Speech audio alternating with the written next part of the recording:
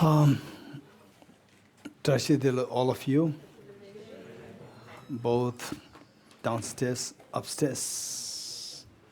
It's a great joy, as always, to be here and TBC. It has been, I think, like since 2010 that 10. I think about it since 2010 that, except for the few years, otherwise I've been coming here, and it's always a great joy to be with all of you here. And today I can see many new faces as well.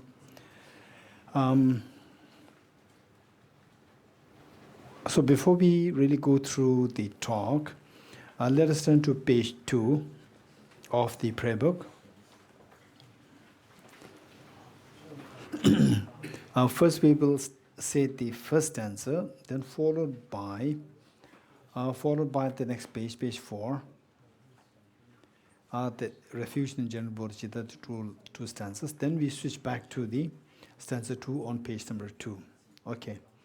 With this, what we do is that the setting a proper motivation, which is so important, finally are coming together. There must be a purpose, reason, meaning, and the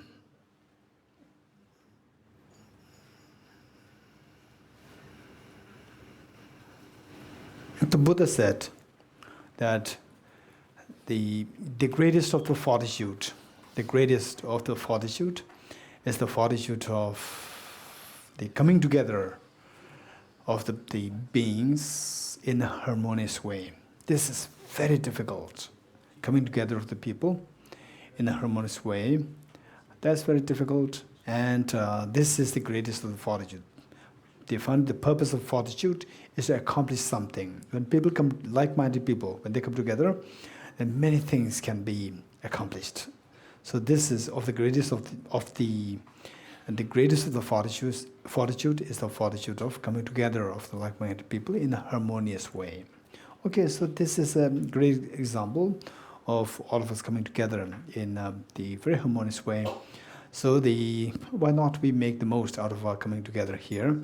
For that matter, 3 points to keep in mind. Setting proper motivation is the key. So out of this, there are 3 points. One is refuge field.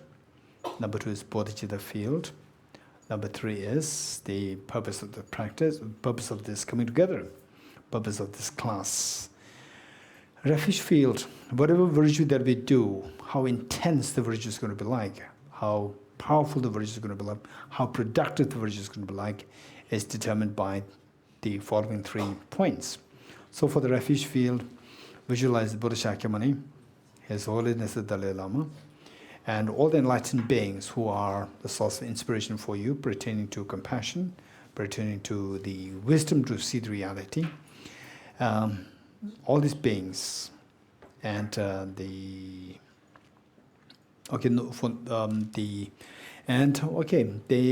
no harm for me in indicating some of the names of these great masters, and should you feel connected with them, or should you know about these enlightened beings, you then visualize them.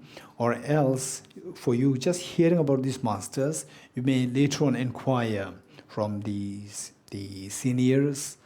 There are a number of the seniors also here who have been into this Dharma studies for the last many years. So you can inquire why, in what way this great saint, what is his or her major contribution, what is that saint's major contribution. So this we can reflect on, and then on that base later on for your own the exploration, for your own greater learning. Finally, we all have the same potential, the vastness of the knowledge and the vastness of the compassion. This is what is with all of us, because this being the reality, and why should we have to underestimate our own potential? And why not we discover the reality of our own potential? So with that in mind, say the Buddha Shakyamuni, His Holiness the Dalai Lama, and Arya Manjushri, Arya Vadukteshvara, Arya Vajrapani, Arya Thara, Hare Maitreya. And those of you who think that, okay, I don't know these labels, still don't worry. Just visualize those enlightened beings who you consider as a source of inspiration for your compassion and the wisdom. Okay, then Are Nagarjuna, Are Deva, Acharya Nagabodhi, and Buddha Palita, Acharya Chandrakriti, Bodhisattva Chandrakshita, Bodhisattva Chandradeva, Acharya Kamalashil, Lama Selingpa, Lama Atisha Debangar Shrijana, and all other enlightened beings. And how you visualize them? You visualize them like a very affectionate parents, and you imagine that you come home demoralized, and your parents are waiting there to give full love, affection, attention, and embrace. Then the bodhicitta field, visualize your two parents on the two sides. Even though some of you might have difficulties with your parents, it doesn't matter. So coming here to TBC, it is primarily to, say, they transcend the ordinary thinking of, say, discrepancy with your parents, a little bit of the problems, complications with your parents, just to dissolve, just to transcend all these, the misgivings. Then we deliberately come here to the TBC. Okay, for that matter, visualize your two parents on the two sides, then all your family members, including children, and all sentient beings here in Singapore, the human beings, the insects, the animals, then the spirits, the hungry ghosts, hell beings, then the god and goddesses, all the beings in Singapore, and all the beings, in the entire world, and in the entire Milky Way galaxy, and in the entire the universe. And how you visualize them? Imagine that you are like the mother here, and all others are like children. Just as the children, why they are referred to as the children, is because they are so immature. They cannot see tomorrow. They cannot see what is beyond tomorrow, what is beyond the big playground. So therefore, they are referred to as the small children. Likewise, all sentient beings, how they're suffering in samsara, is all because of not seeing the reality. And not seeing the reality that the extending your compassion towards others is the greatest of the happiness for yourself. And failing to see that one suffers. All the beings are suffering, all because of that. Failing to know how to extend love and affection towards others. Okay.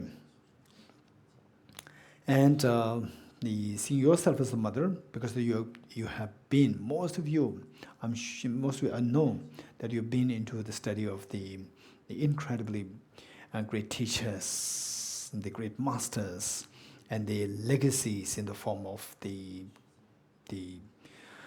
universal compassion and the very profound wisdom of emptiness. So, this being the case, you should feel like the mother who is very mature, who could see beyond today and the playground, and then you feel so compassionate to all sentient beings who are like your own children, who suffer terribly in samsara, all because of the failure to have this wisdom and the compassion. So with that in mind, and the purpose for us to discover the ultimate treasure happiness that exists within each one of us. And by no means, some people are in the superior and others inferior. We all are equal. It's not just exaggeration. It's not just fighting for the human rights. It's about the reality that every one of us, we have the same potential. The only question is, say for example, the gold. Say each one of us, we have like 1 kg gold, pure gold, and this gold mixed with the soil. In some cases, it is 80% mixed. In some cases, it is 50% mixed. It is in some cases 20% mixed, 10% mixed, 5% mixed, and so forth. But the quantity of gold is the same. Say 1 kg gold for everyone. Whether you're Buddha, you have the 1 kg gold. With the zero mixture, it's so pure. And with like us, the ordinary beings, we have 100 kg gold, but mixed with so much of soil, because of which the gold is not visible. It's not that you don't have the gold. the gold when mixed with the soil, you don't see the glow of the gold. It's not because of the absence of the gold. It's simply because of the gold being mixed and being obscured of this glow by the mixture, the soil. So how do you know that there's gold there? The experts, gold experts, will remove the dirt, the soil from the gold, and the gold inside will start to glow. So this is exactly who we are. Although we don't see the glow of the gold inside us, although we don't see the glow of the perfect happiness and the fearlessness within us, on the contrary, we have so much of fears in our life. What will happen to me? What will happen to my promotion, my job, my company, my this, my family, the illness, and so forth. We have so much of fear, and happiness is so less insignificant. Yet, this is not who we are. This is not who we are. Your true nature is totally fearless. There's no anxiety. There's no tension. This is not what you feel as anxiety, stress, and so forth. This is not your true nature. It's just a very advantageous nature within you. The true nature is so pure, fearless, and the infinite happiness. So how do we know that there's such a glowing gold inside? Remove the dirt and the gold will automatically glow. You don't need to bring gold from outside. Likewise, each one of us, we have that gold. Our job is to remove the metal defilements and the gold inside will glow. At that point, you will experience infinite happiness, infinite fearlessness, and the infinite happiness. This is what everyone is seeking. Okay, this is our aspiration. With that in mind, we invoke the blessings of the Buddhas and Bodhisattvas, and you are leading this, and all sentient beings, including your children, your parents, are joining you in this journey of removing the mental defilements to discover this glow of the Buddhahood within yourself, the perfection within yourself. Page 2. First answer. Enthused by great compassion, you taught immaculate Dharma to dispel all perverted views. To you, the Buddha Gautama, I pay homage. Enthused by great compassion, you taught the immaculate Dharma to dispel all perverted views. To you, the Buddha Gautama, I pay homage. Enthused by great compassion, you taught the immaculate Dharma to dispel all perverted views. To you, the Buddha Gautama, I pay homage. Next page.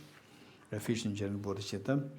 I go for refuge and turn my lighten to the Buddha, the Dharma, the Sangha. By my accumulations of the practice of giving and so forth, may I become a Buddha. I go for refuge and turn my lighten to the Buddha, the Dharma, and the Sangha. By my accumulations of the practice of giving and so forth, may I become a Buddha to benefit all sentient beings.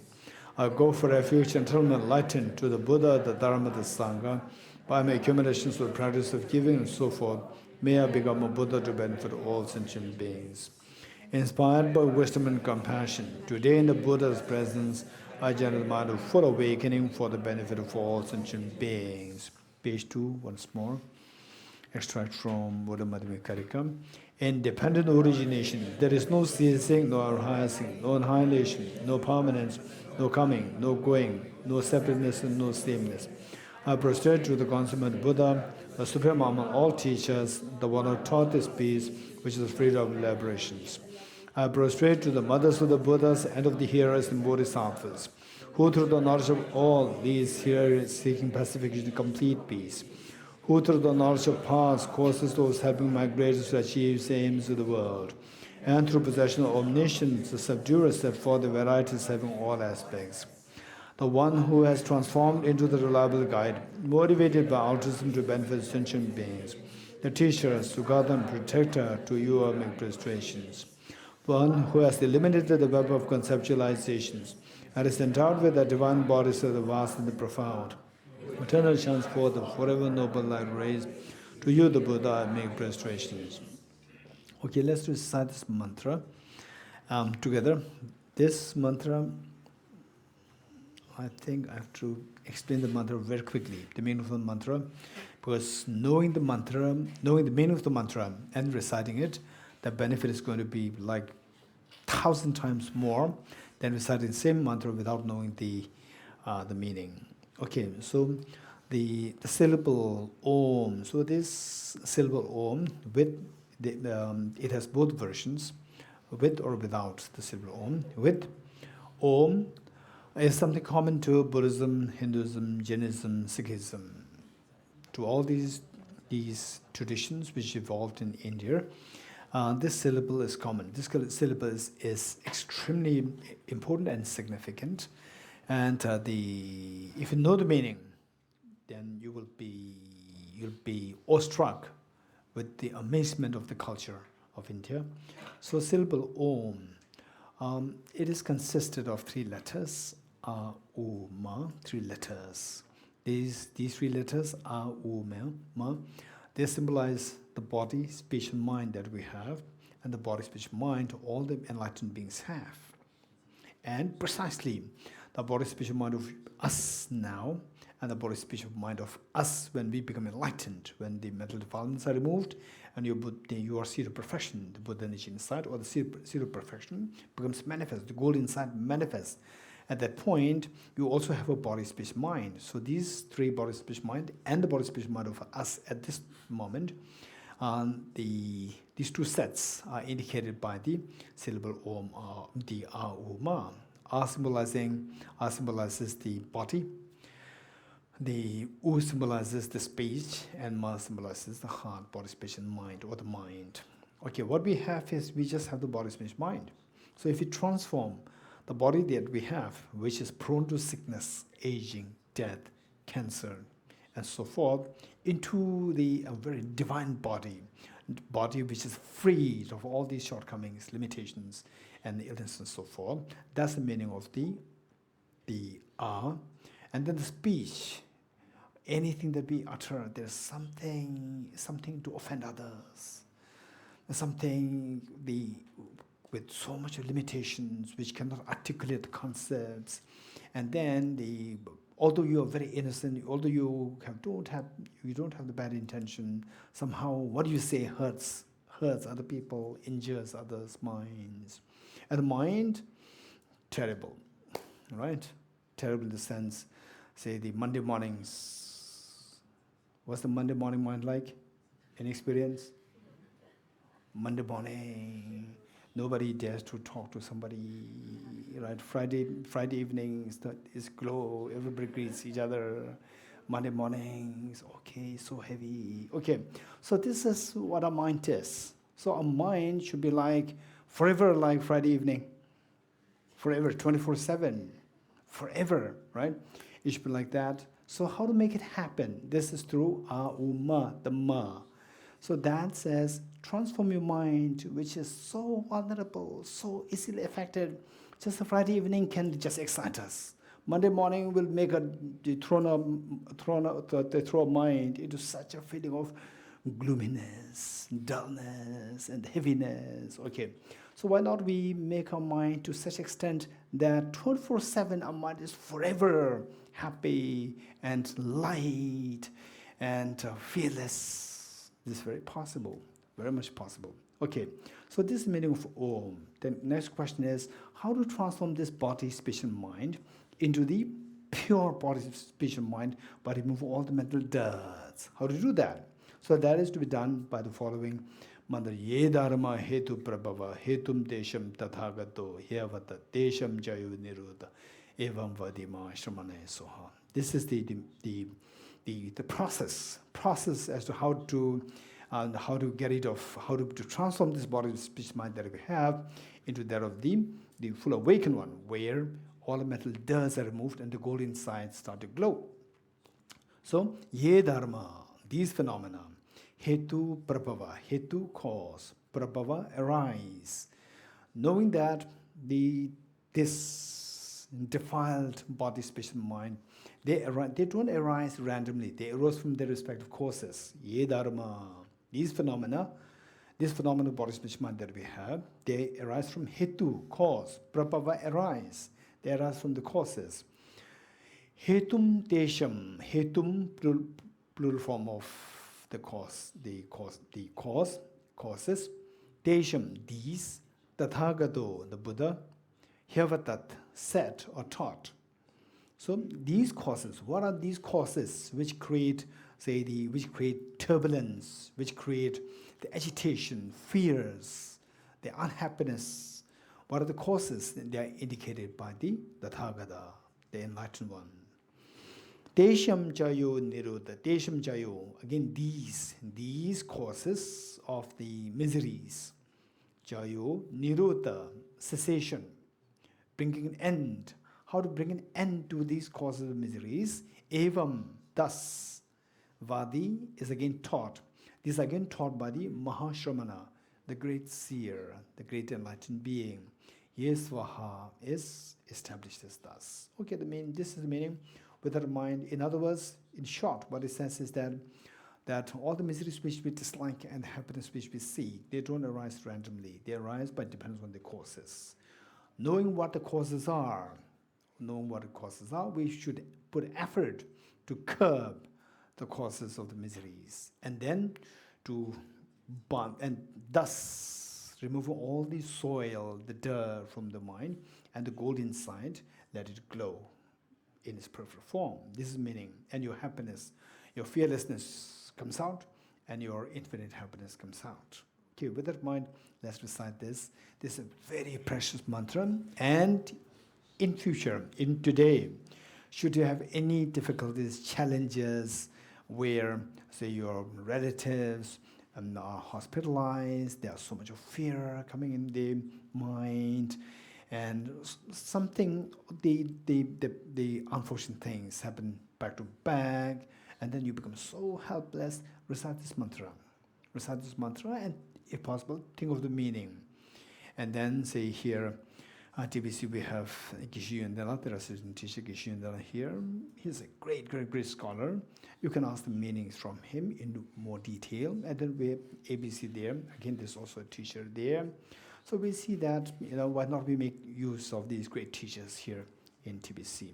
Okay, with that in mind, let's recite this together. Om ye dharma hetu prabhava hetum tesham tathagato yavatat tesham chayo nirodha evam vati mahashramanaye svaha. Om ye dharma hetu prabhava hetum tesham tathagato yavatat tesham chayo nirodha evam vati mahashramanaye Om ye dharma hetu prabhava hetum tesham tathagato yavatat tesham chayo nirodha evam vati mahashramanaye svaha. The meaning of the mantra in English: all phenomena arise from causes. The causes are taught by the Tathagata. The cessation of the causes as well as taught by the great seer.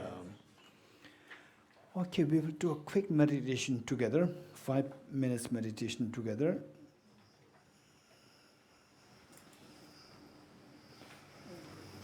Okay. So since I'm not too sure how many of you are exposed to meditation, maybe there are some of you who are not exposed to meditation. Those who are already exposed to meditation, you can do it in practice. Otherwise, for those who are not exposed to meditation, I'm going to give a very quick description of the meditation. The whole purpose of meditation is to say the purpose of meditation. Of course, it is in its complete form, or in its all the facets of the meditation intact. Then the purpose is to remove the mental defilements. But when the meditation is not complete, it's just partial, it may not necessarily have the capacity to get rid of the mental defilements or remove the soil from mind. And whereas in its complete form, this is the way by which to transform the mind and remove all mental defilements, and the whole purpose of your being to become fearless and to have the maximum happiness. To experience that, meditation helps us. And the meditation, of course, what we're going to do is just a part of it. And meditation has so many facets to that. Analytical meditation, single-minded meditation, and so forth. I'm not going to go into detail as of now. Perhaps tomorrow, day after tomorrow, if we get more time, I may elaborate a little bit on that part. Okay. So what we're going to do here is going to be single-pointed meditation. And what is actually required is the full form of meditation, which encompasses two parts, which is analytical meditation and single-pointed meditation, one. And these two meditations must be driven by a very strong force. For example, say, even if you have a wonderful car, but if it doesn't have a fuel in it, it doesn't move. Likewise, even if you have this incredible wisdom, but if it doesn't have the fuel of the energy of the motivation of compassion, motivation of altruism, then this wisdom will be of no use. So what kind of wisdom is required? The wisdom should have two sides. That the wisdom, it must be extremely bright. The wisdom is like a light. Just as to remove the darkness, we need the light. To remove the darkness of ignorance, we need the light of the wisdom. And the light of the wisdom should have the two aspects. One is that it must be very bright. If it is not bright, then it may not serve the purpose for us to read books. It must be very bright.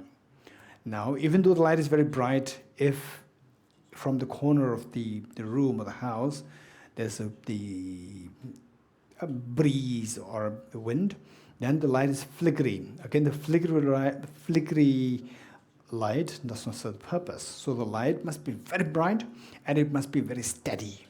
So our mind, finally, which we're going to use to curb, to eradicate the mental defilements or the soil from our mind, this light that we're going to introduce must have these two qualities. One is that it must be very bright, and number two, it must be very steady.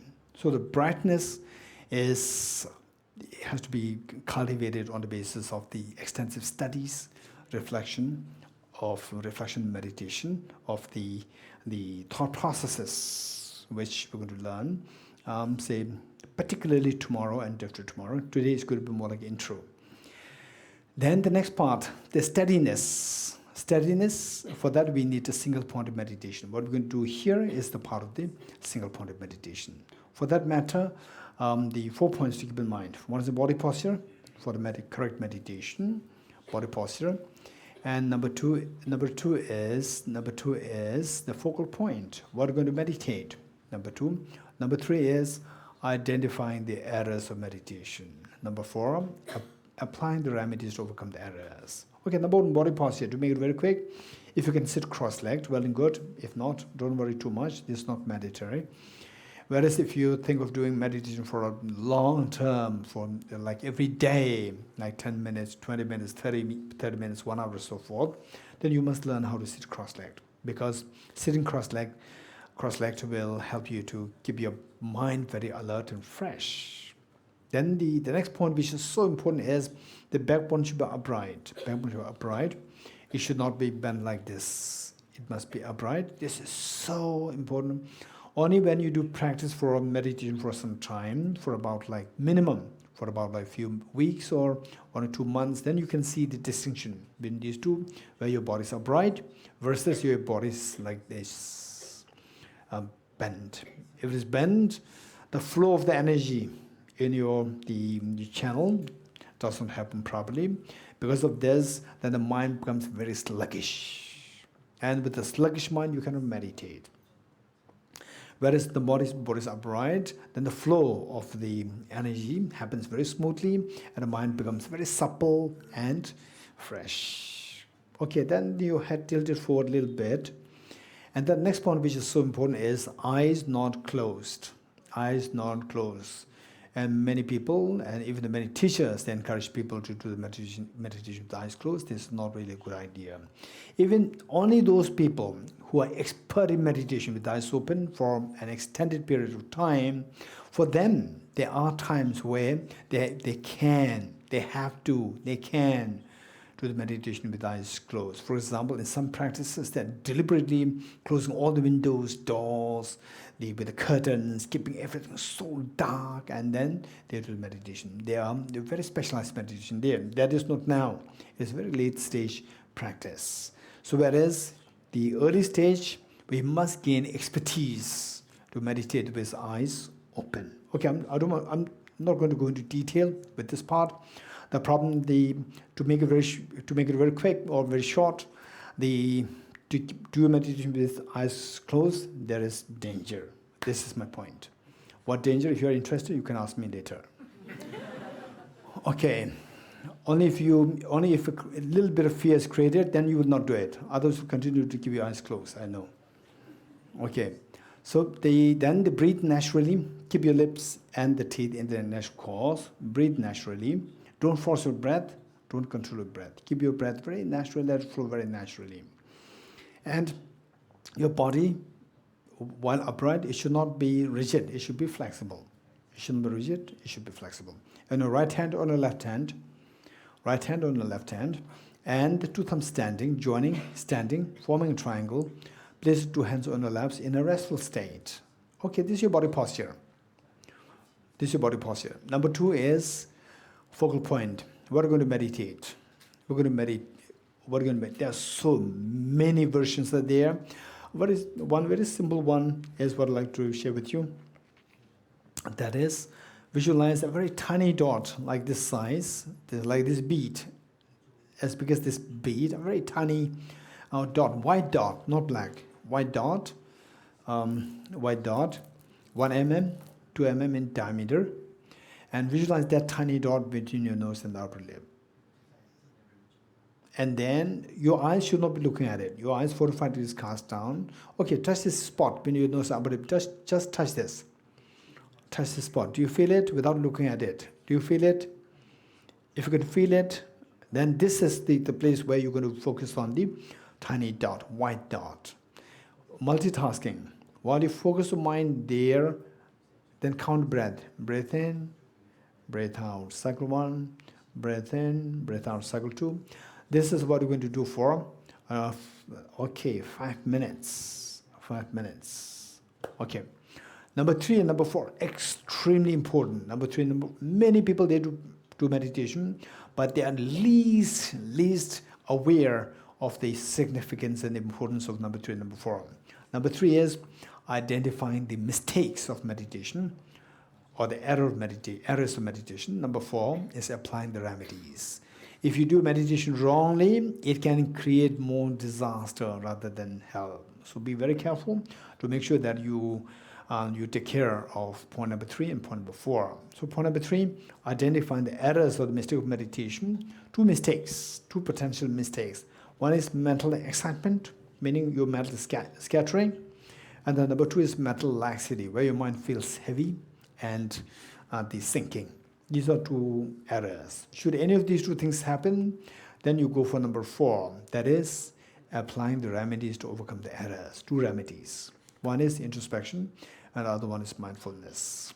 Introspection is, say, if you have a pet dog and you lose the pet dog, you first go and search for the pet dog. This is like your mind, meditative mind is like the pet dog. So this mind, instead of meditating, it is scattered or in lax state. It is like the pet dog, instead of staying in the house, it goes around roaming or sleeping.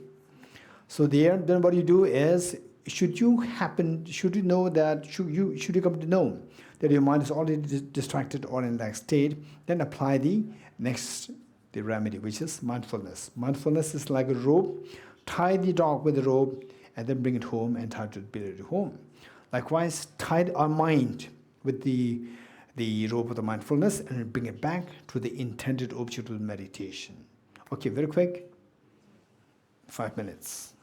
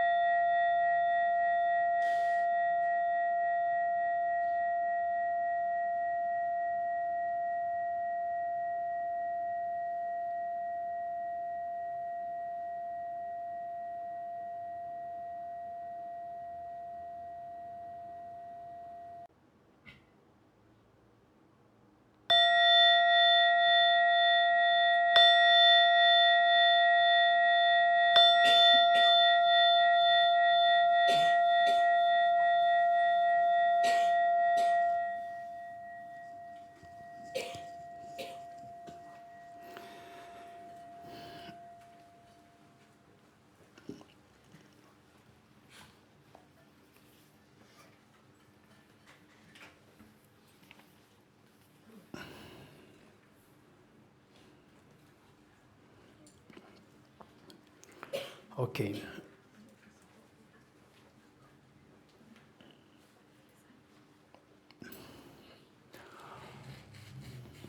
So as we discussed a little bit on the meaning of Ye Dharma mantra, today is going to be like intro, and then the little more towards the end, if we get to 9:30. Okay. Towards the end, I'd like to invite some questions, and tomorrow, if time permits, then finally we're going to do a little bit of emptiness concept on the day after tomorrow. Yeah, 3 days. Okay, so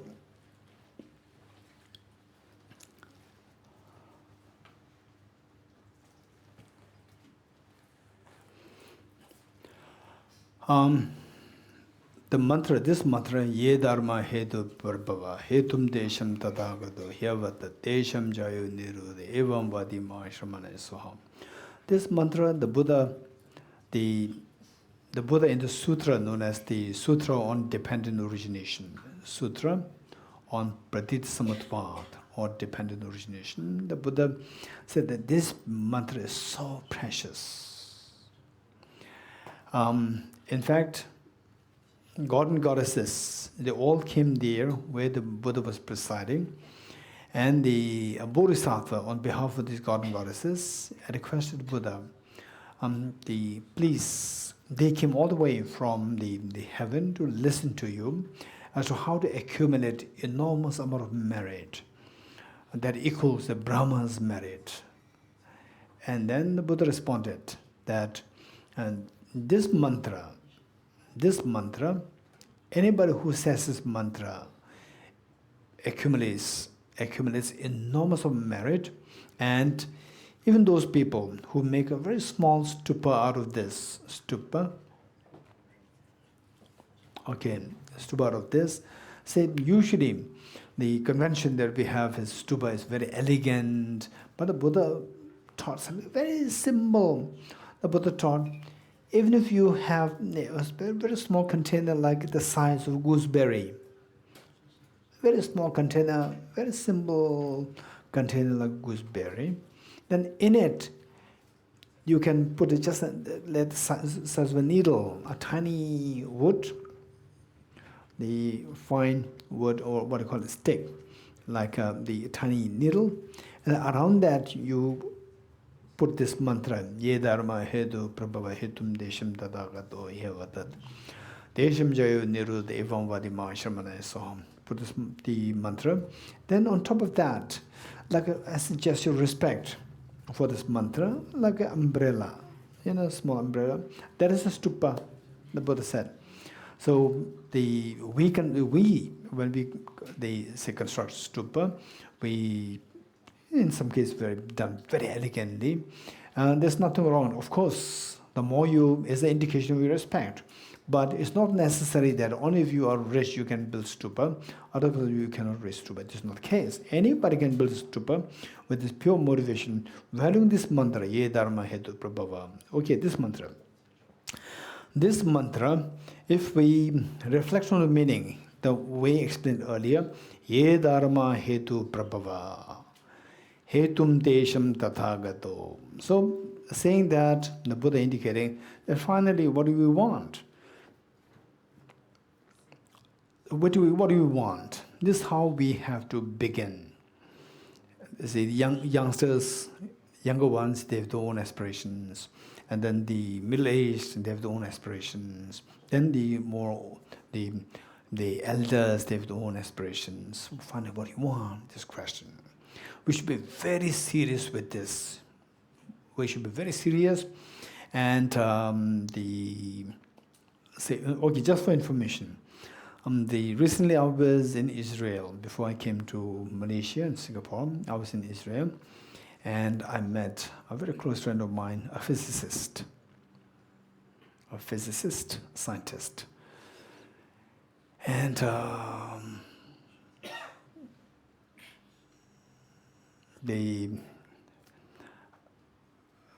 his wife is a Buddhist, but the scientist is not a Buddhist. And the wife was trying to persuade the husband to become Buddhist. And the scientist, he is not stubborn, but he's very intelligent, very smart. And the husband is much smarter than the wife. So the wife could not convince the husband to become Buddhist. When I was there, during the break time, let's say, on the dining table, three of us together, the wife was asking me some questions about rebirth and so forth. I said, oh, this question is very complicated. Okay, yeah, that's true. I tried to skip the responding to the question. And she was insisting. She was very persistent. And I said, yeah, it involves a lot of things. Because the moment I go into this discussion, then the very serious, assertive thoughts have to be brought forth. So it's quite taxing. And then she realized that, okay, now he's going to speak. He's not going to speak on this. So I should be very daring. She said that he's the one who does not believe in rebirth. She pointed to her husband, saying that he's the one who is not. So I was looking at the husband, and the husband looked at me. Right?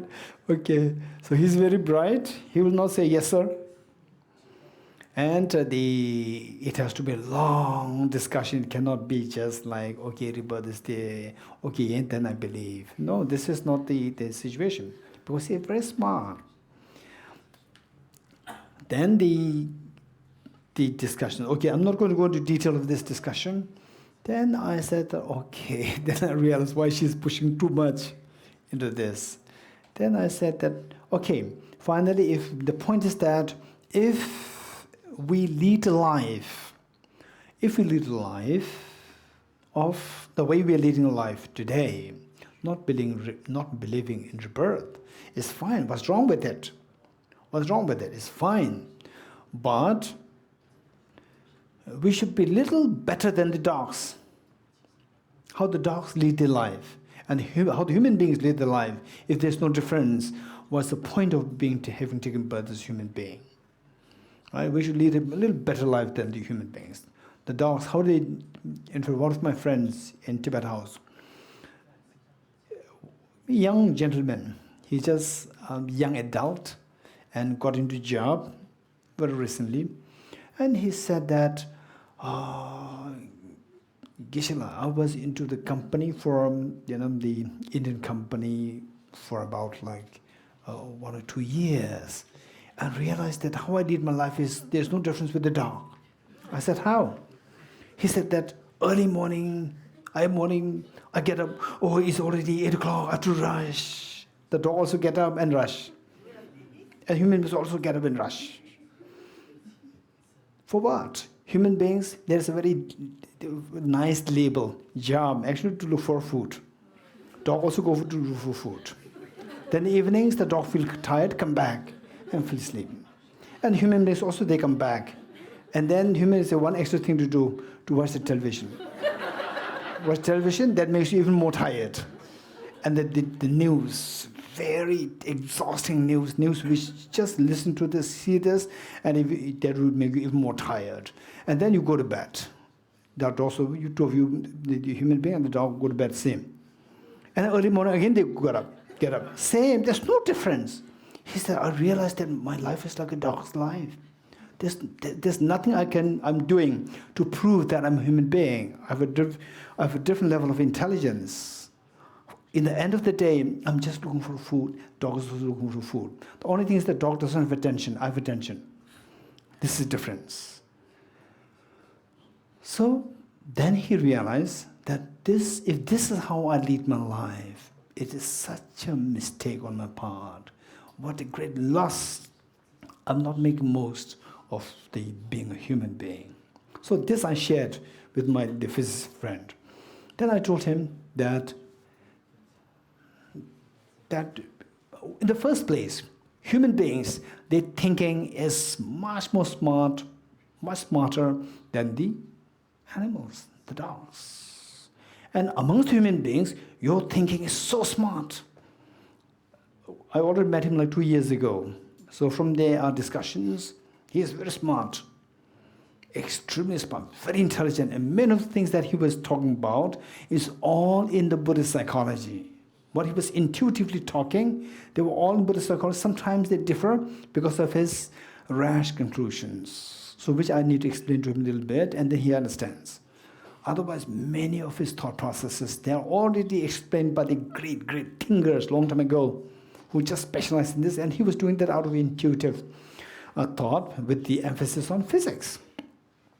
So I told him that, and your brain is so precious, you have an incredibly great brain and thinking, very sharp thinking, and if you don't use this is a greatly pathetic, because you have this incredible brain and it is just used to get some food. What's the point in having a brilliant brain? So now, as having brilliant brain, what should we do? How do we use this brain? There's a question. Say, we see things, for example, this flower, we see things in one way. We see things in one way. And the dogs also see things in one way. And the dogs, they don't question whether what I'm seeing is the reality. If we also don't question what we are seeing the reality, we are same. The dogs and human beings are the same. The dogs, even if you ask them, question the appearance taking place to you, they cannot. But human beings, we can't question. What I'm seeing, is that the reality? This is something which human beings can do.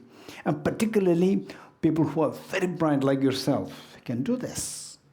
So this is something. And then seeing what's the reality more than what I'm seeing, by realizing this, if your tension dissolves.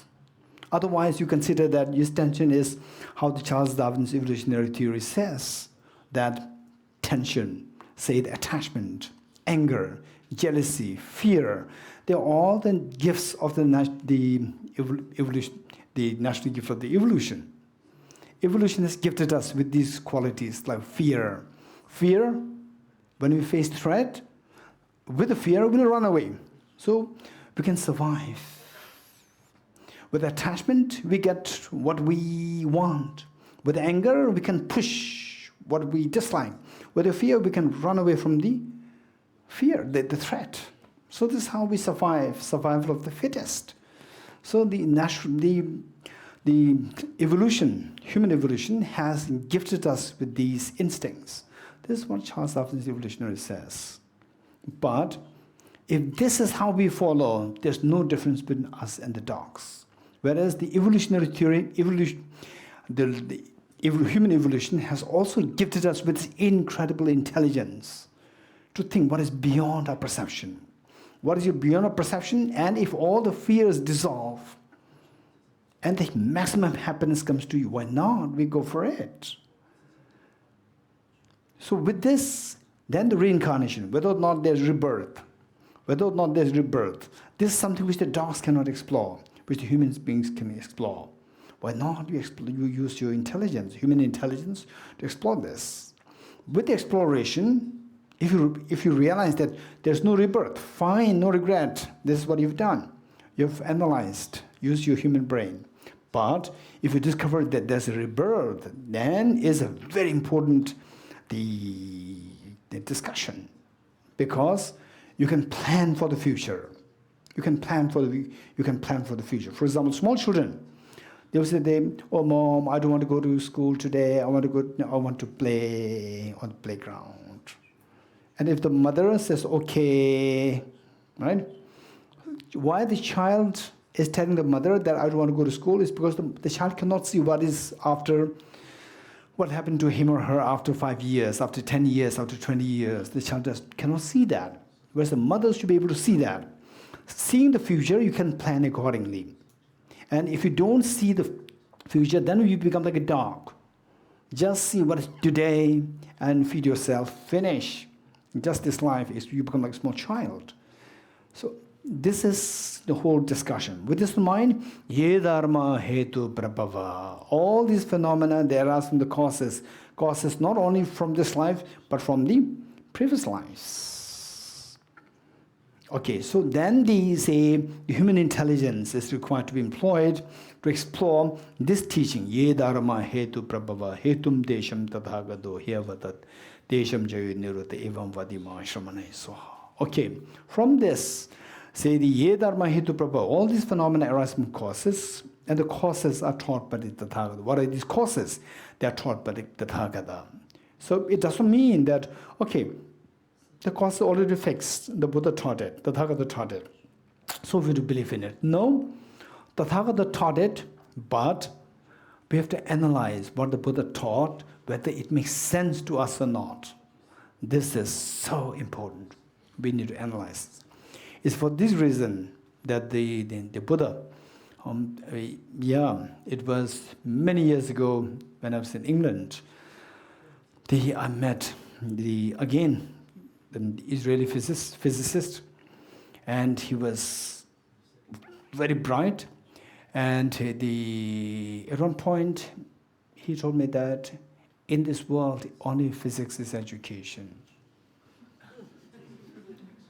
You don't agree? You don't agree? Okay, how many of you are from physics background? Raise your hands. Raise your hands. Okay, no one from physics background, which means no one is from education background. From his point of view.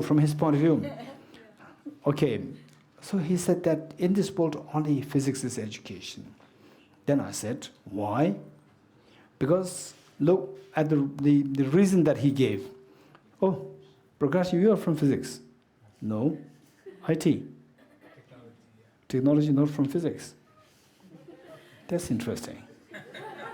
Okay, so what he said was that only physics allows you to have critical thinking. All others are imitations of the early teachers. This is what he said. Then I said, okay, wait. Then if this is reason, then wait what the Buddha has to say. Then I quoted this, the stanza. The Buddha said, the wise people and the bhikshus, just as the goldsmith tests the purity of the gold by cutting, rubbing, and burning the gold, you should also examine my words and put them into practice, not simply because you respect me. Then he remained silent for a few seconds, and he said, oh, the Buddha must have been a great physicist. Yeah. Okay, so what I'm saying here is that finally all what we are studying, we must employ the studies through analysis. And one must gain conviction that what the Buddha said is correct, not out of blind faith. Okay, the moment the blind faith comes in, the ground becomes very shaky. Ground becomes very shaky, and to a great extent, people can become fundamentalists, fanatics, and then fights, wars can happen. When the fundamentalism is involved, fanatics involved, finish, the world is torn into pieces, wars, right? Okay, so therefore the Buddha encourages not to ground our, say, the principles on blind faith. It must be grounded on rationality. This is so important. Okay, with this in mind,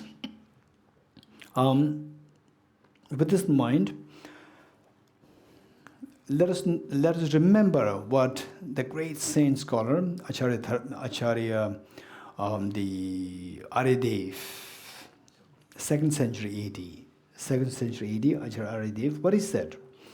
What he said is that at the outset, eliminate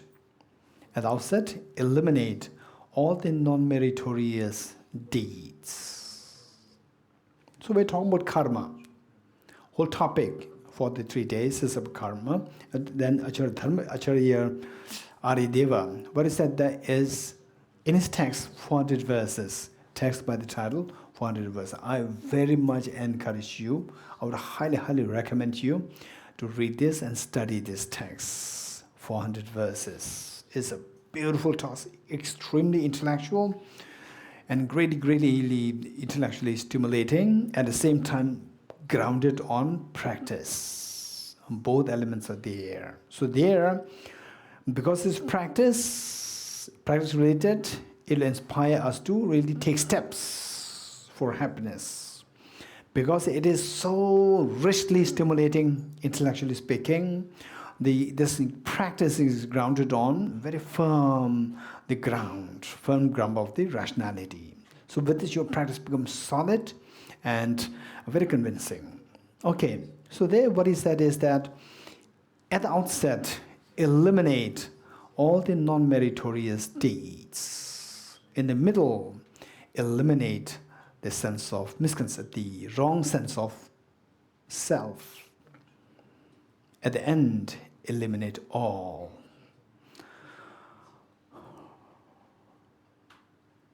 This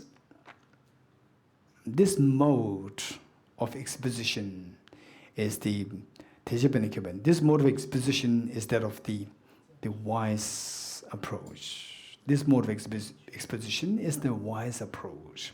Saying that, we have to take steps. First, stop all the negative karmas. First, stop all the negative karmas. And then, as I encouraged earlier, we all should be just feeling open to ask why. Why first?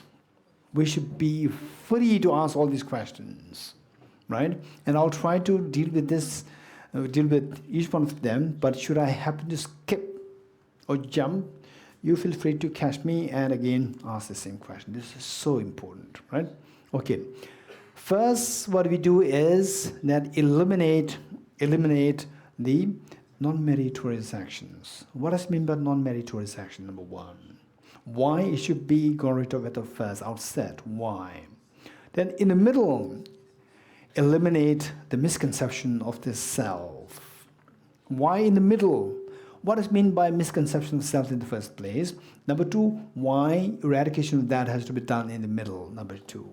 Number three, at the end, eliminate all. What do you mean by eliminate all? What is that thing? The pronoun, what is that?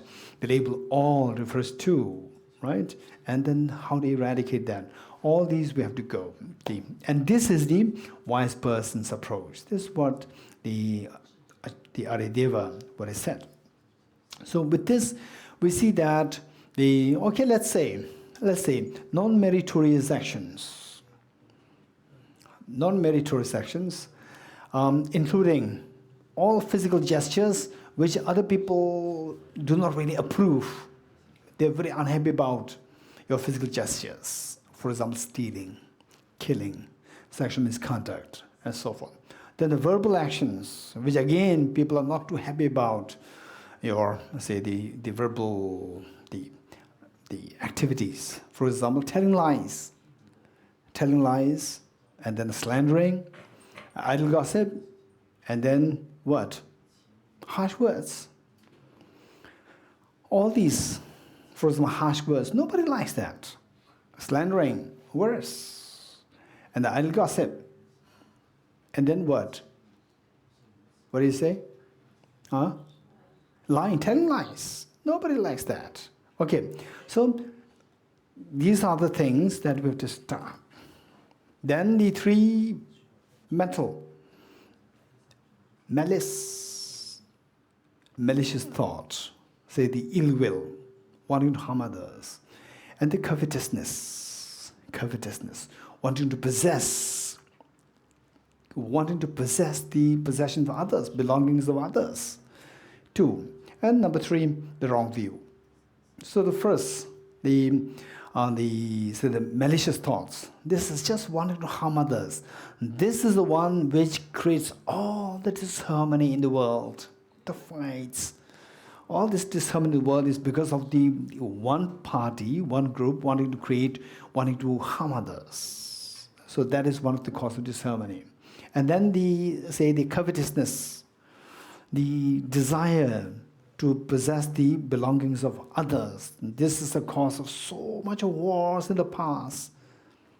so much wars amongst the kingdoms. Then the empires. All these are because of these because of these two problems. And the wrong view.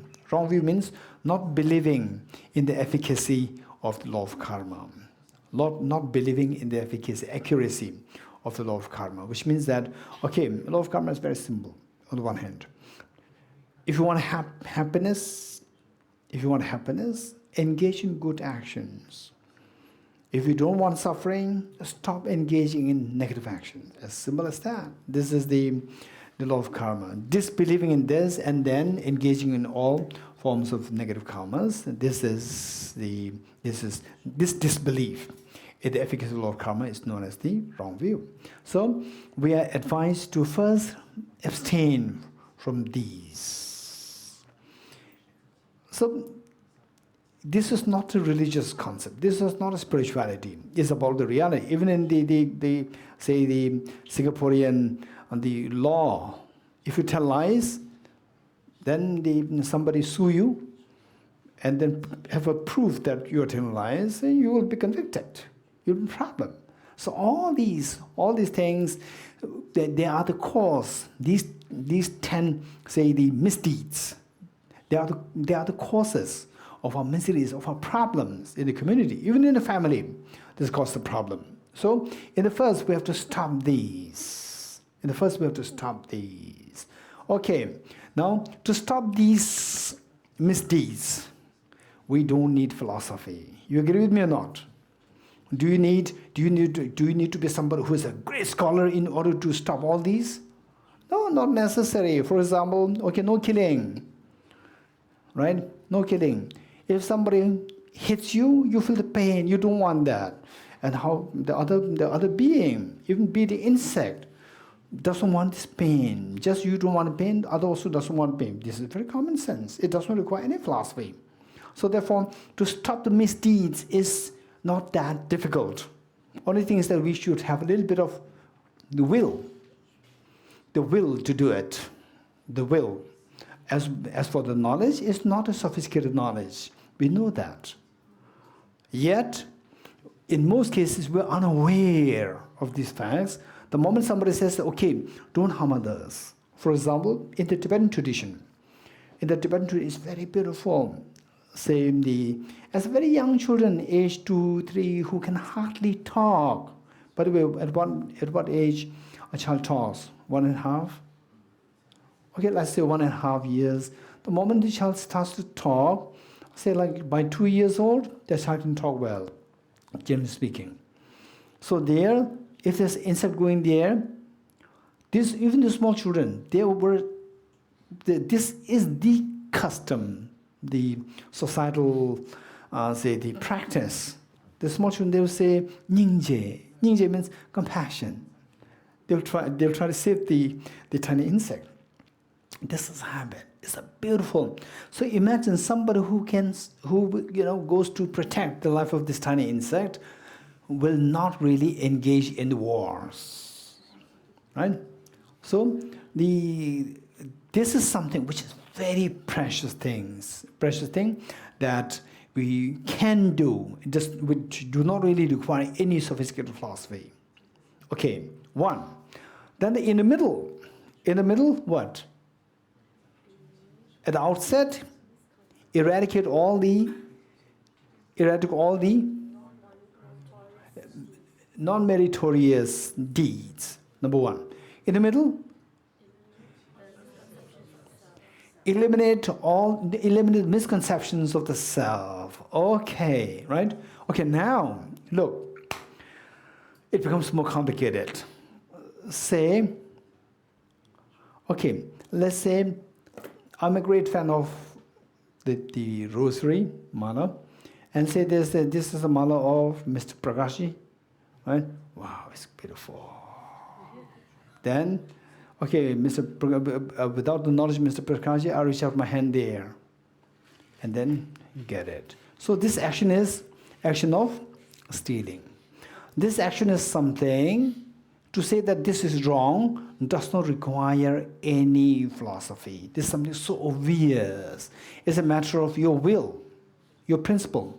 your conscience, that this is something I should not be doing. And some people, they know that it's not to be done, they do it, right? But the conscience must be there to say that this is not to be done. But the point that to know that this is wrong, we don't need any philosophy. Then the next question is that in the first place, what made this person to grab that rosary which does not belong to him? What made him do it? What instructed him to do it? Tell me. What instructed him to do it? Say somebody points a gun to him, that, hey, pick up this rosary. No, nobody pointed a gun to him. So what made him to grab at this? Temptation, the desire, right? Okay, if I don't like, okay, let's say if I don't like, say, Nick, right? And in the morning, Nick says, "Good morning, Geshe," right? I say, "Good morning." Right? This is something which I can avoid very easily. It doesn't require philosophy. I can avoid very easily. This is a very negative action, physical action, right? Very irresponsible, very negative, the physical action. But what made me behave like this in the first place? Anybody? What made me behave like this? You have no clue what's going in my mind. And what you see is that Nick greeted me so well. Good morning, Geshe. And my response, good morning. Like this. Then you can infer something inside me. What do you infer? What made me behave like this? Otherwise, if you see me on 2 days, day one, Nick says, "Good morning, Geshe." I said, "Yes, good morning, Nikla." Right? And the next day, Nick says, "Good morning, Geshe." I said, "Good morning." Like this. Okay, tell me, what made me to behave in this way on the second day? Okay, don't go into this. Okay, in the middle, eradicate the misconception itself. Don't go to this. Use your common sense. You're getting it? Just speak what comes to mind naturally. Don't go to the philosophy. Aversion, disliking. My disliking towards him. My disliking, is it a physical or is it a mental process? Okay. So first is more the manifest version, physical. Now this physical is happening because of something going inside, which you cannot see. Now going deeper, is becoming subtler. Mental emotions are there, which are set of mental emotions, which drive your physical and verbal actions. Action meaning karma. People have, in most cases, the concept of karma is being abused greatly. Concept of karma is abused greatly, right? So the parents, they tell the children, "Hey, my son, study well, otherwise you're going to fail in the exam. Hey, my daughter, study well, if you may fail in the exam." Yes. Actually, you don't study, you always end up in the pubs. Right? And then finally, in the exam, you fail the exam. You fail the exam, and the parents tell you that, "I told you last time, study well, otherwise you'll fail, now you failed." And the child says, what is the response? "Mom, what you do is my karma." It's karma to fail. Right? So this is how people abuse the concept of karma. And the mom, you also believe in karma, right? Mom says, "Yes." So what do you do with this karma? Right? So the mom and the dad, they don't have any answer to give. This is the abuse of the concept of karma. Both sides don't know the concept of karma well, and then the people abuse this concept. So the point is that this karma action, physical and verbal actions, they are driven by the mind inside. The mind inside. So say stealing and giving. One is stealing, the opposite is generosity, giving, right? One is expression of, say, the egoistic expression of aversion. Other one is embracing. So we see that negative and positive, the two of the same, the stimulus. Two opposite directions can come, right? Somebody leaves this rosary there, and one steals this, and one gives it back. And somebody says, greets you, Trashidele, good morning. And then one, very good, Trashidele, good morning. And the other, oh, thank you so much. Trashidele, how are you? Right? Very positive response. So what makes the difference? Thinking. Thinking very negative, automatically response will become, physical and verbal expressions will come out negative. Thinking positive, physical and verbal, they say the positive actions come out. Now the next question, what makes this thinking to come out like this? Greed, stealing. Why, how this greed came into being, this is the question. Okay, right? The first, you stole this, right? I did not steal this. Yes, I stole this. It does not require any philosophy. Then it comes to know insight, because of your craving, because of your greed. Okay, yes, this also does not require philosophy. Why this greed came into being? This next question. Okay, anybody now, look. Why, how come that someone has, instead of greed, there's a generosity coming. In the other person, there's a greed coming. What's the difference? How come that these two opposite responses come into being? One greed and the other generosity. How? Anybody? Anybody? Karmic seeds, very good. Okay, karmic seeds like what? Karmic seeds of greed. Karmic seeds, which means the habit, the past habit of greed, and other person past habit of generosity. So that makes a difference inside. Okay, so say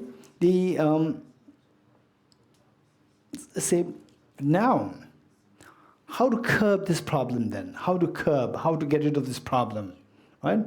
You have to remove the karmic seed. How to remove the karmic seed? This question. You're getting it? Okay, what's the process like? What's the process? So how the mind works now, then the philosophy comes into being and psychology comes into being. You're getting it? Okay, so there are two things. Finally, okay, if I'm suffering from tuberculosis, then how can I be healed? Hey, no idea.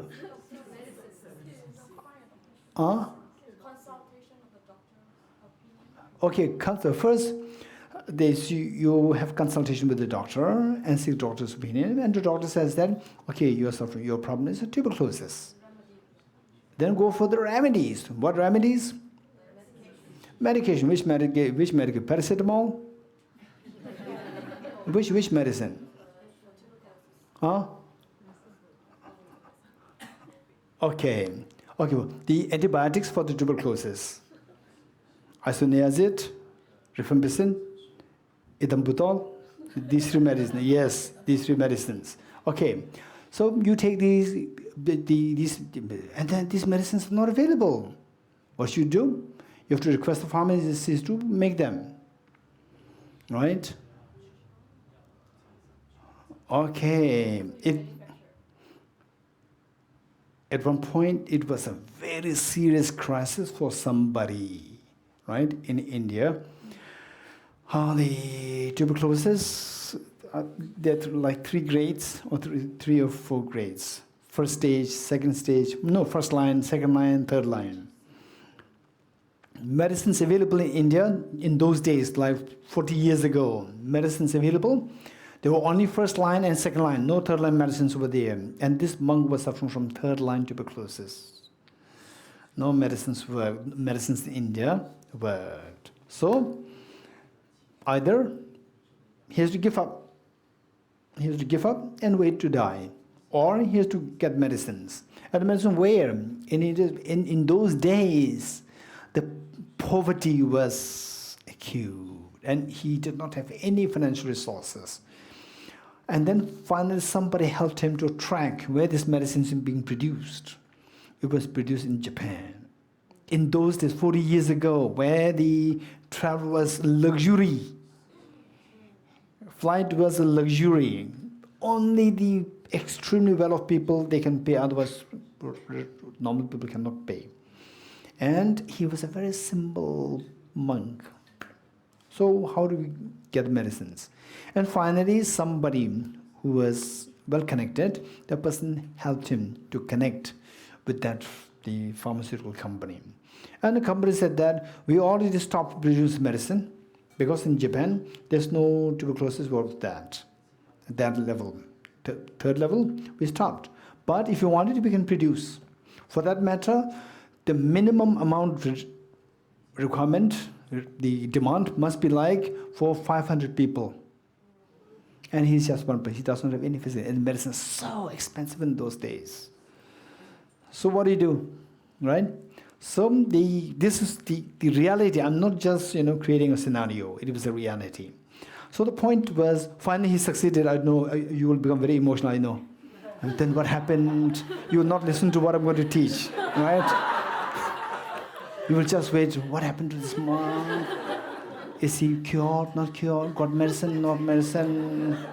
He's cured, not only cured, he's still alive. After 40, he's still very alive. I know that, yeah. I know this is what you're looking for. Okay. Okay, so the point is that the medicines, so finally the medicines come on the table. Are you happy or not happy? Huh? Are you happy or not happy? The medicines came on the table. Are you happy or not happy? Very happy. Okay, now keep the medicines there. Every day you look at it, you're happy? What are you going to do? Finally, you have to take it. These medicines must be taken. You must consume the medicines. Likewise, all these philosophies that we are talking about, all these sophisticated philosophies, these philosophies are like the pharmaceutical companies. They create the medicines. Once a medicine is created, you have to take it. Right? All the study for all the psychology, how the mind works, the philosophies, after studying all these things, then you will see that how the mind works. On that basis, then the craving, attachment, generosity, compassion, these things arise.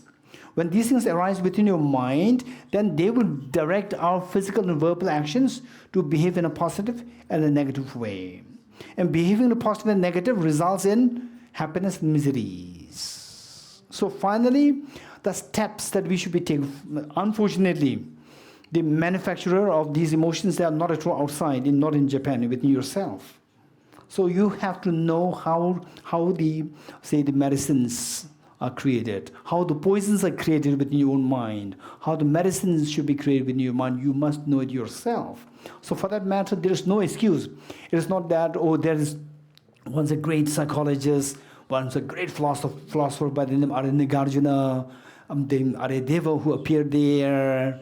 Then he'll produce these psychological medicines for us. No, we have to create them ourselves. If you want to be happy, and if you want to get rid of the fears, you have to manufacture these medicines, emotional medicines, to remove these fears. If you want happiness, you have to create these medicines, psychological medicines inside to attract or to boost the happiness. So the factory must be within yourself. For that matter, psychology, and philosophy. If you really want to have the maximum happiness, if you really want to get rid of all the fears, you must be a psychologist yourself. You must be a philosopher yourself. Right? It doesn't mean that you should know all these huge, big, fat volumes of the philosophy texts. It's not necessary. You have to know the philosophy and psychology, how your mind works, and on that basis you see how your negative emotions arise and how to counteract that and instead introduce the positive emotions. Then automatically the virtuous and non-virtuous action will come into being. Okay, let's say how many of us, not you, including myself, how many of us, there's a tendency for laziness? Raise hands. To be very honest, raise hands. Okay. The laziness is a problem. So, and how do you want to seriously get this laziness so bad? It's a very bad habit. I want to get rid of this. Raise hands. Serious, who want to get rid of this? Who do you want to get rid of this laziness? Okay, but very difficult to get rid of. Raise hands. Okay. Now, if you're very serious to get rid of this and yet finding it very difficult, then we have to know how the difficulty in getting rid of the laziness is arising within the mind. In the first place, how the laziness arises. Number two, how the difficulty in getting rid of this laziness is arising within us. We have to know the workings of the mind. That's the psychology. Once you know this so well, then you will know how to get rid of the... Okay, this is what, I don't know whether last year I said this, but this is the question which I asked to my friends last year. I'm sure I asked this question in the hall. Okay, say, some of you, Wenla and Stephanie, okay, and the Alvin Lam, Sonam Lam, they know where I live in Delhi. I live on the 3rd floor. I live on the 3rd floor. Oh, you don't think that I'm telling a story. All these points that I'm saying has a meaning. I live on the 3rd floor. And the house is damp. Because of which, okay, 3rd floor is a true story. House is damp, it's just I'm creating a scenario. And because of which, I start to have asthma attack. Did you follow the instruction? I live on the 3rd floor. And the house is very damp. And because of which, I have the asthma attack. And I don't want the asthma attack. I don't want this. I want to get rid of this asthma problem. What advice would you give me, Singaporeans? What advice would you give me? Raise hands, raise hands, raise hands. Raise hands, okay, 1, shift the house. Huh? This is what I'm saying, shift the house, right? Okay, shift house. Okay, 1. Any advice? Raise hands, any advice, very quick. Any other advice? No advice. Oh, yes, over there, Kim.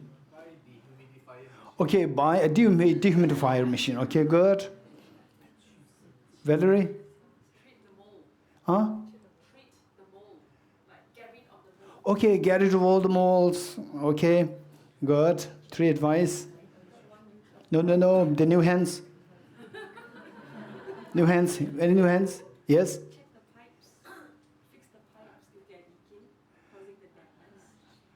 Okay. Okay, you know that to move my house, I have lots of books. The books are so heavy. Right? And the people will not come to help me because they know that the books are very heavy. Right? 1, moving the house is very difficult. Buying dehumidifier. Okay, in fact, I remember when I sent 1 dehumidifier. No, there's dehumidifier. Yes? No, there's the air purifier. There's not dehumidifier. So dehumidifier, we can buy it, but then it can break down. Once it breaks down, again, I call the mechanic. The mechanic will say, I'll come tomorrow, and tomorrow never comes. This is again another problem. And then who said something? Oh, remove the molds, right? Okay, I remove the molds today, again tomorrow new molds grow. Right? Okay. So your name? Divya. So Divya said that, hey Gishila, don't move the house right away. No need to clean the molds. Don't need to buy dehumidifier, no hurry. Right? First I'll come. Then she comes. She checks all the pipelines. Then she saw that there's very fine crack in the pipeline. And then they said because of this, then the house is gradually becoming damp. And then she goes to buy, what is the M-seal? Very good. Huh? Sealant. Sealant. Sealant. Sealant. So the Divya goes to buy the sealant for $2. And then she puts it there, fix the problem. I don't want to pay like $1,000. I don't want to remove all the books, heavy books like this. And I don't want to remove the walls every day. Right? Just track the cause and fix it for just $2. Your problem's over. Right? So therefore the idea is, this is how we should think. Don't try to treat things, go for symptomatic treatment. Don't just go for symptomatic treatment. Oh, you have asthma, go to the doctor. Oh, you have this dampness, clean the house. Oh, you have this dampness, change your house. Right? You are trying to treat symptomatically. You are just going for the symptomatic treatment. Instead, go for the root. The root, once the root is tackled, all your problems are over. Right? Otherwise, dehumidify, you have to buy so often times. Right? And the change to the house is very complicated. Okay, so likewise, we have to check. We have to check all these negative actions, negative karmas, how they are arising through your thinking. These wrong thinkings, how do they arise? Then, say in the middle, what do you say? At the outset, eliminate all the non-meritorious actions, meaning the negative deeds. In the middle, eradicate the misconceptions of the self, meaning that your thinking is going wrong. When the thinking is going wrong, when the thinking goes wrong, then negative emotions will arise. When the thinking goes right, positive emotions will arise. So rectify your, say, thinking process, thought process. Rectify thought process. So rectification thought process is what is referred to as in the middle, eradicate the misconceptions of the self. So what does it mean by misconceptions of the self, and how to get rid of that? This is something which most likely we will do day after tomorrow. Okay.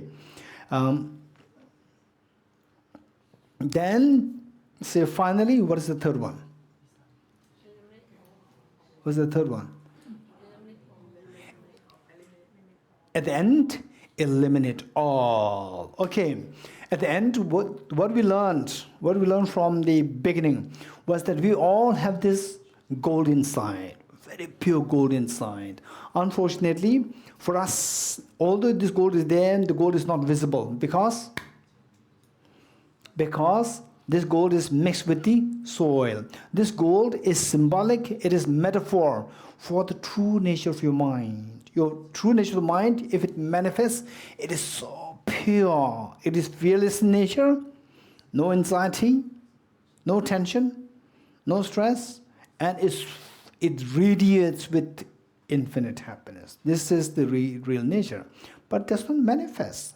The gold does not glow. Why? Because of the soil. Because of the metal defilements. So remove the metal defilements. And the metal defilements, we see that is two. One is gross and one is subtle. For example, say somebody smashes a garlic in my mug. And if I don't take garlic, who smashed garlic? I don't take garlic. And then they say, your name? Ben. Then Ben says, oh, Geshe, I'm very sorry. I did it. I'm very sorry. Then Ben cleanses up so well, remove all the solid garlic, the gross one, gross garlic, solid garlic, and use water to wash it so well. Okay, is there any garlic there now? No garlic. Smell it? Still smells garlic. Which means the solid garlic is gone, but the smell is still left there. So what creates all these turbulent emotions, destructive emotions? There is this solid part and the smell-like. Solid part, when you remove, that is the middle. In the middle, remove the misconception of the self. That is the gross, the soil of the mind. Remove that. After remove that, the smell is left. That is including the smell, you remove all. Right? Whatever is left there, remove. That is the meaning of all. Okay, so technically speaking, see, in the middle, get rid of the misconception of the self. So this, the solid mental dirt, which is to be eradicated while eradicating the misconception of self, that solid dirt or the solid soil is known as the afflictive obscurations. Afflictive obscurations. And the presence of this stops us from achieving fearlessness. Okay, how many of you in your life experience some fears? Raise your hands. How many of your life experience some fears? How many of you don't know what fear is? Raise your hands. Okay, which means we all know what fear is. We don't. Okay, now what really attracts the fear is the solid dirt, solid mental dirt, which is also referred to as the afflictive obscurations. Not only becoming fearless, but we also want to radiate with enormous, infinite happiness. Okay, can you imagine a situation where somebody is fearless yet is not really happy? Can you imagine a scenario? Somebody is fearless, still may not have the maximum happiness. Can you imagine a scenario? Okay, can you give me an example where somebody, the fear is gone, still happiness-wise is not really there? Anybody can give you some example? Okay, I'll give you an example. Say, if this is a hall with 1,000, say the scholars in physics, PhD students in physics, right? And then you are a very average physics professor. So you are a average physics professor, and somebody, your vice chancellor, says that, hey, now all the students are there, PhD students from the world over. 1,000 PhD students in physics, they are there. Now, you have to give a talk to them. So they will ask you a question. It's going to be having a 1-hour question answer session. So, will you be excited? What do you feel? Fear. Okay, because you are an average physics professor. You are not a very bright one. And these, amongst them, the future Nobel laureates are there. They can ask any complicated questions, right? So there's anxiety there. And then suddenly Albert Einstein comes. Don't worry, you rest, I'll take your place. He comes there. Is there any fear in him? No, it is my area, right? Any questioner who will put his shoes on the chair, no, on the table like this, which means confidence. He has this amount of confidence. There's no fear there. But it doesn't mean that he is very happy, right? Somebody who does not have this fear still can be a very unhappy person. You're getting it? Okay.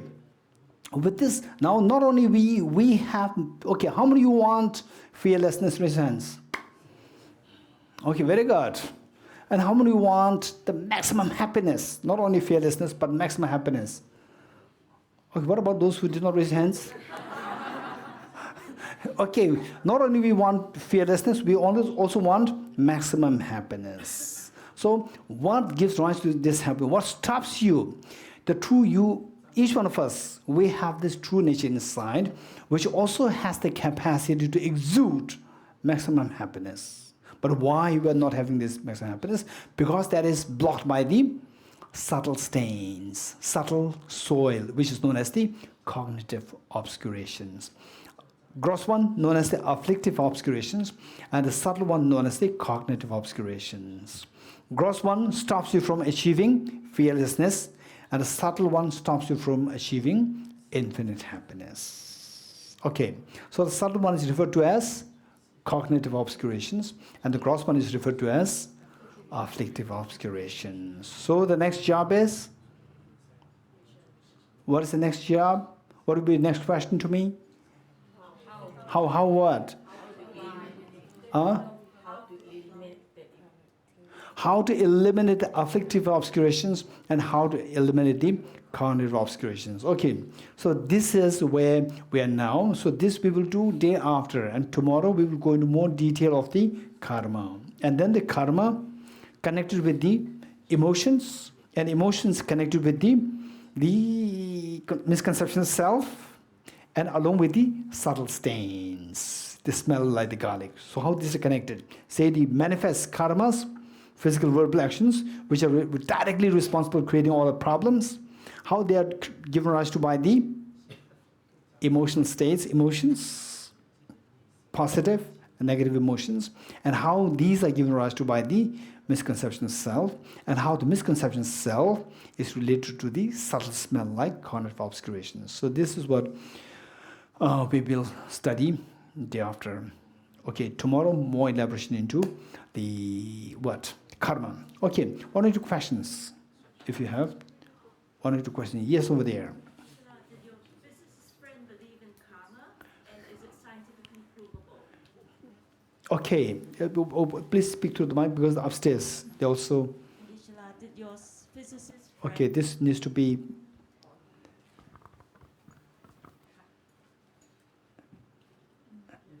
Oh, good. Geshe, did your physicist friend believe in karma, and if it is, did he say it's scientifically provable? Okay, this is a good question. Very serious question. One, the physicist friend, eventually, does he believe in karma? Then number two is whether or not it is scientifically provable. That can be proven scientifically. This question. This is a very serious question. One, because my stay there was very brief, and then after all these discussions, quite intense discussions between two of us, and then the wife was so happily looking, right, and then my two Indian friends are also there who are also enjoying this. Two of us not enjoying. Okay, so eventually I told him that I'm keen to write a book about the workings of the brain and the workings of the mind. On that basis, how the mind operates as a distinct entity, although collectively, harmoniously with the brain, but still there's a mind which operates and differently from the brain. I'm thinking of writing a book. And then he said that after listening to all these debates, discussions, he said that I would be the first person to read the book. Yeah, okay, this is just the continuation of the discussion. And of course, it's not that the karma. Somebody who's born in the tradition, in the culture, in a society, who believes in the karma, for them, accepting karma is not really a difficulty.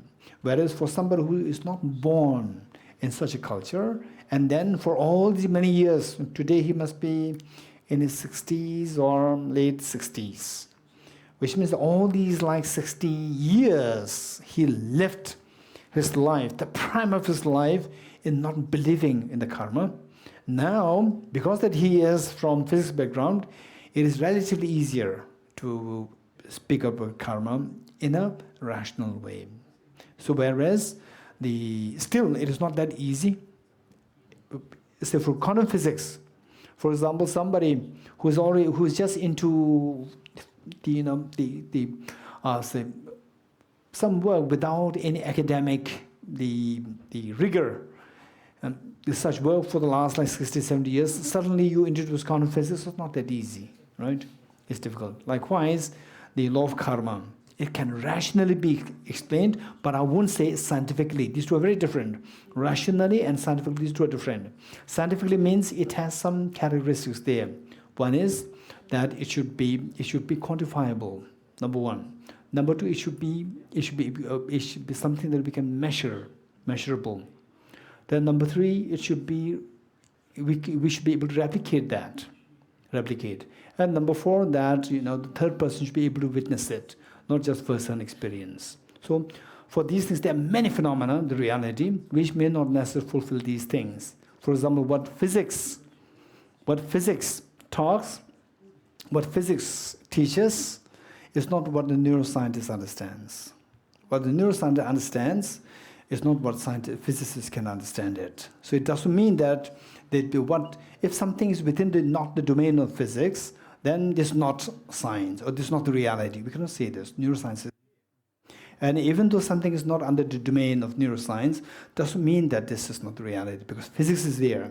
So what I'm saying is that there are areas, the realities, which is actually in the domain of these characteristics assigned for the modern science, like the something which we should be able to replicate, and then quantifiable, measurable, and so forth. But then there are many realities. Perhaps tomorrow we can also speak about the consciousness, and the free will.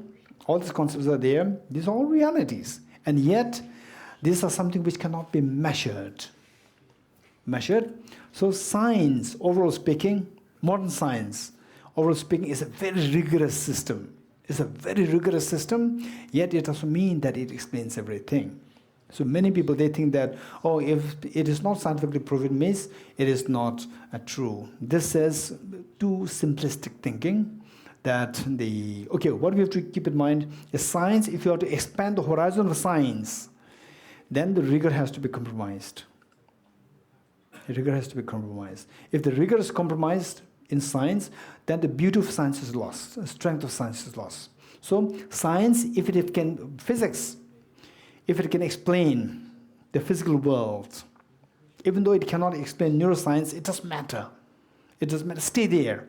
Maintain this rigor. If it tries to explain the neuroscience, the rigor of the physics will disappear.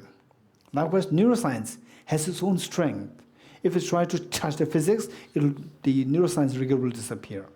Neuroscience is a very different, the way of seeing things and examining and so forth. So, this point. So what I'm saying is that law of karma is something which we can, I wouldn't say use the word prove, we can convince through rationally. So rationally and scientifically, we need to make a little bit of distinction. Okay, any more questions? Yes, here. Okay, through mic. Affective obscurations and the cognitive obscurations come from the same cause. Say it again. Come from the same cause. Do they come from the same cause? Okay, two of them, do they come from the same cause? Okay, this is a good question. Do they come from the same cause? Okay, what I would say is that in the text also, and what I would say is that the cognitive obscuration, the subtle stain, this is like the ground. On this ground, then the afflictive obscurations arise. The ground of cognitive obscurations. Meaning they have the same root cause. Okay, so the root is, for example, the apple branch, apple tree, what do you call it, stem, and the apple tree root, right? Apple tree root and apple tree. Okay, let's say this ground and the walls, right? Which is root? Do they have the same root or a different root? Same root. Which is the root? The ground. Ground is not the root of the ground. What's the root of the ground? Foundation. What's the root of foundation?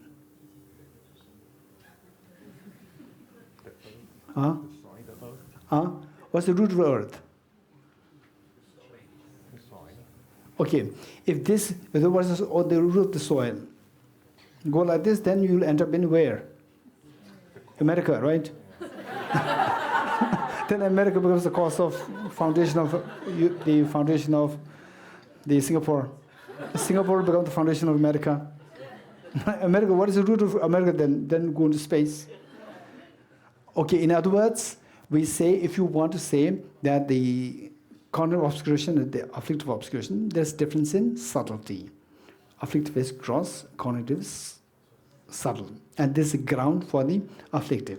And because of these two are connected, and if you say that this ground is the root for the ground as well as the wall, then I would say the cognitive obscuration is the root it's the same root, same cause for the cognitive and the afflictive. But the cause has a very technical definition. So the cognitive cannot be the cause of the cognitive. It's a very technical studies. Anyway, this question is very good. Thank you. You have to study more. Thank you. Yeah, very bright boy. Yeah. Thank you. Any questions? Any more questions? Yes, one over there. Geshe, just want to find out from you. You mentioned the root cause, right? Root cause. So what causes the root cause? Second question, habitual patterns, does it contribute to all these root causes? Okay, this is a good question. First, what is the root cause to root cause?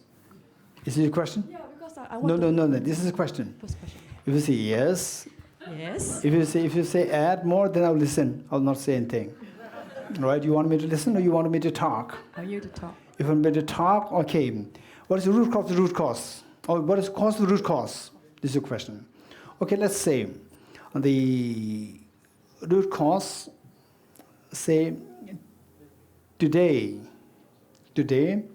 I have, say, the mental agitation, positive, negative thoughts, right?